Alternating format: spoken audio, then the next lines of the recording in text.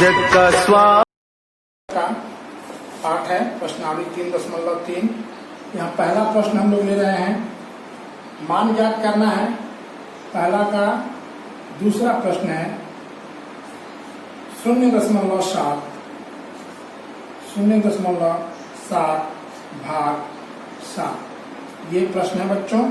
और इस प्रश्न को जब आप भाग देंगे तो कैसे करेंगे बताइए। जैसे हम लोग भाग देते हैं सामान्य भाग की क्रिया, वैसे आप करेंगे। 7 से विभाजित करना है, इसलिए 7 न तो शून्य में भाग दे सकता है न दशमलव में, इसलिए शून्य और दशमलव को हम लोग यहाँ स्थानांतरित कर देंगे। अब ये 7 जो है एक बार में इस 7 को विभाजित कर सकता है और हम लोग तब इसे उत्तर आएगा 0.1, यानी 0.7 को यदि 7 से विभाजित करें तो उत्तर आएगा 0.1। आइए हम लोग एक और प्रश्न देखते हैं, छठा प्रश्न देखते हैं। पहला का वो है 7.29 और इसको विभाजित करना है 9 से। आप बिल्कुल वही प्रक्रिया अपनाएंगे। 7.29 को 9 से विभाजित करेंगे बच्चों। मान लीजिए रफ हम लोग इधर कर रहे हैं तो 9 से 7 विभाजित नहीं होगा, इसलिए हम इस 7 के बदले एक शून्य रख देंगे यहाँ। और अभी दशमलव जो है ये वो यहाँ ट्रांसफर हो जाएगा, स्थान परिवर्तित कर लेगा। अब हमारे पास संख्या हो गया 7 और 7 के ऊपर 2 यानी 72। तो आप 8 बार में 72 को विभाजित कर सकते हैं। अब आप ऊपर से 9 उतार लीजिए और ये 9 एक बार में विभाजित हो जाएगा, यानी उत्तर हो गया 7.2 को 9 को जब हम लोग 9 से विभाजित करेंगे तो उत्तर होगा 0.81। इस तरीके से आप चाहे जितना भी बड़ा भाग हो आप विभाजित कर सकते हैं बड़ी आसानी से। आइए हम लोग पांचवा प्रश्न देखिए बच्चों। पांचवा प्रश्न लिए कि प्रश्न संख्या 2, 3, 4 बहुत ही आसान है और बड़ी आसानी से आप इनको हल कर लेंगे। पांचवा का पहला प्रश्न है 15 को विभाजित करना है 0.2 से। 0.2 से विभाजित करना है। हमने अब आपको बताया था कि आप 15 को अंश में रख लेंगे और 0.2 को हर में ले लेंगे। अब चूंकि आप देख रहे हैं कि यहाँ ऊपर पूर्णांक संख्या है, नीचे दशमलव संख्या है, इसलिए हम दशमलव को यहाँ से विस्थापित करेंगे। और इसके लिए हम क्या करेंगे कि दशमलव के बाद चूंकि एक अंक है इसलिए हम यहाँ एक शून्य देंगे और ये दशमलव हट गया। अब ये 150 को 2 से भाग देंगे तो उत्तर आएगा 75। यानी आपको ध्यान रखना है कि यदि हर में दशमलव हो तो उसके बाद जितना अंक होगा उतना शून्य हम अंश में रख देंगे। और यदि अंश में दशमलव है और हर में दशमलव नहीं है तो हम हर में अंश के बदले हर में दशमलव के बाद जितना अंक होगा उतना शून्य रख देंगे। इस तरीके से आप हल कर सकते हैं। आइए हम लोग एक और प्रश्न देखें। पांचवा प्रश्न ये है 4.64 भाग 0.4।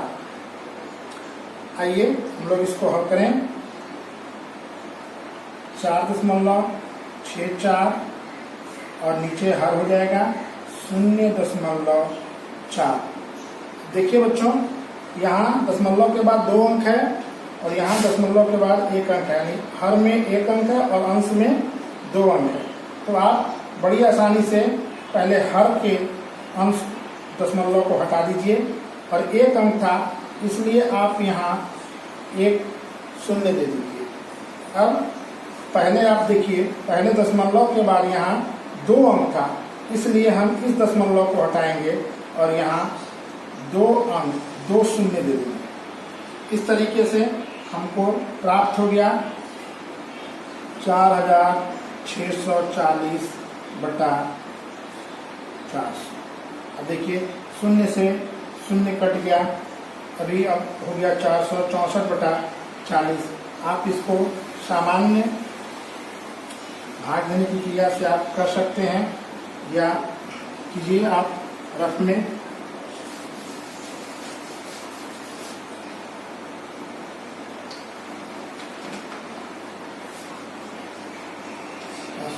को आप 40 से विभाजित कर दीजिए। एक बार में ये 6 आ गया, ऊपर से 4 हुआ,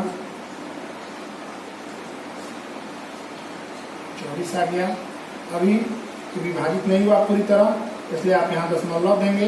दशमलव देने के बाद ये शून्य हो जाएगा और आप 6 बार भाग देंगे।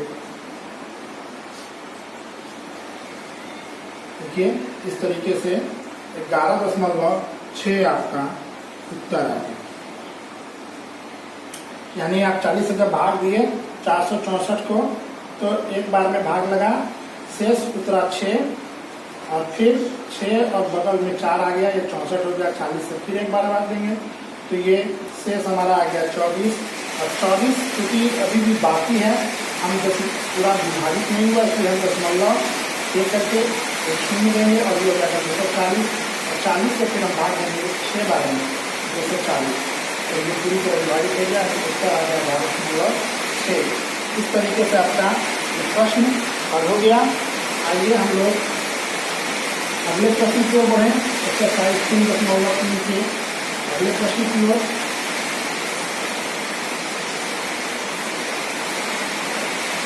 अगला प्रश्न है बच्चों, छठा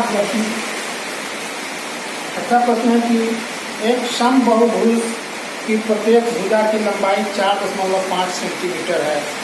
समबाहुभुज की परिमाप 13.5 सेंटीमीटर है। इस समबाहुभुज में कितनी भुजाएं हैं? यानी आप जानते हैं कि समबाहुभुज उस आकृति को कहते हैं जिसकी भुजाएं बराबर होती हैं, और वो चाहे तो 3 भुजा वाला हो सकता है, 4 भुजा, 5 भुजा, 6 भुजा, 7 भुजा, 8 भुजा, तो इसकी कई भुजाएं होती हैं, तो इसे समबाहुभुज कहते हैं। तो यहाँ प्रत्येक भुजा की लंबाई 4.5 सेंटीमीटर है और परिमाप 13.5 सेंटीमीटर है। इस समबाहुभुज में कितनी भुजाएं हैं? तो आपको क्या करना है कि जो परिमाप दिया है, किसी भी आकृति का जो परिमाप होता है उसमें से अगर हम उसकी एक भुजा को विभाजित करते हैं, भुजा की लंबाई को, तो वह हमको भुजाओं की संख्या प्राप्त हो जाएगी। यानी हम लिखेंगे यहाँ परिमाप विभाजित भुजा की लंबाई, भुजा की लंबाई, ये हमको क्या प्राप्त होगा? भुजा की संख्या। तो बराबर हम लिखेंगे 13.5 और भाग है एक भुजा की लंबाई है 4.5 सेंटीमीटर। हमको प्राप्त करना है कि इस समबाहुभुज में कितनी भुजाएं हैं, तो हम इसको विभाजित करेंगे। जैसा कि आपको हम पहले बता चुके हैं कि आप देख लीजिए, दशमलव के बाद एक अंक के बाद दशमलव यहाँ भी और एक अंक के बाद यहाँ भी दशमलव है, इसलिए हम इन दशमलवों को हटा देंगे यहाँ से, और तब हमको ये प्राप्त होगा 133/45। क्यों हम हटा रहे हैं? क्योंकि यहाँ भी एक अंक के बाद है और यहाँ भी एक अंक के बाद है, यानी हम हटा करके अगर इसके बदले यहाँ शून्य दें और इसके बदले यहाँ शून्य दें तो भी परिणाम वही आएगा। इसलिए आप 135/45 और आप इसको विभाजित करेंगे, यह आएगा 3, यानी वह समबाहुभुज जो है इसके 3 भुजाएं हैं, 3 भुजा वाला वह त्रिभुज है। अगला प्रश्न लोग देखते हैं। 8वां प्रश्न, गेहूं के कुछ बोरों का कुल वजन 1742 किलोग्राम है। प्रत्येक बोरे का वजन 49.8 किलोग्राम है। कुल बोरों की संख्या ज्ञात कीजिए। गेहूं के कुछ बोरे हैं, उनका कुल वजन है 1743 किलोग्राम, और कितने बोरे प्रत्येक बोरे का वजन है 49.8 किलो। अब आपको पता करना है कि कुल कितने बोरे हैं, तो कुल वजन में से एक बोरे का वजन आप विभाजित करेंगे एक बोरे के वजन से, तो वो कुल संख्या प्राप्त हो जाएगा, कुल बोरों की संख्या। यानी 1743 विभाजित करेंगे 49.8 से। आइए हम लोग इसको करके देखते हैं। 1743 बटा 49.8। अब आप यहाँ दशमलव को हटा दीजिए और दशमलव के बाद चूंकि एक अंक था इसलिए आप इसके बदले यहाँ शून्य दे दीजिए। अब आप बड़ी आसानी से इसको विभाजित कर लीजिए, और जब आप इसको विभाजित करेंगे बच्चों तो आपको उत्तर प्राप्त होगा 35, यानी 35 बोरे।